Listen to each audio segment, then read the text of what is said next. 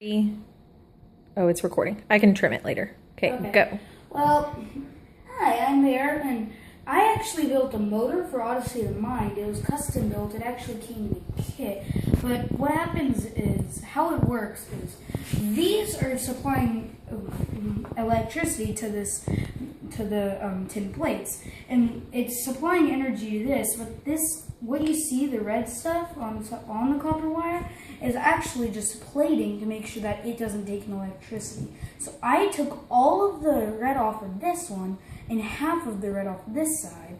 And what it does is, whenever you spin it, copper acts as an electromagnet, and so because I took half off of one side, right whenever it's about to connect to this magnet, the power gets cut off, and so then it just keeps spinning, and so that's what keeps it going. But I needed it to vibrate a lot. And Now hold on. How did you power this motor? How do those cables work? Well, the cables just have alligator clips taking the power from that 9-volt battery, putting it into the tin plates and making it go into the copper wire. And it didn't. I think I just ran out that battery. It probably was already almost out. Yeah. Well, that battery ran out.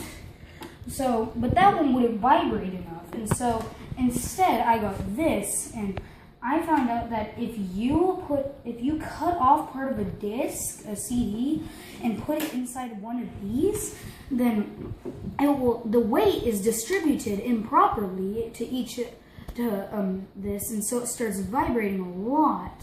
And so it's not. How much of the CD do you cut off? About 1/3 to 1/2. I cut off like right in between. So 1/3 to 1/2 should do it. But don't cut the circle, or else it will start falling off of that. Make sure to not cut the circle. And then if I just skip back a couple, put it on this box, it will start vibrating a lot. And so this is actually what I am going to use for the Odyssey of the Mind. Bye.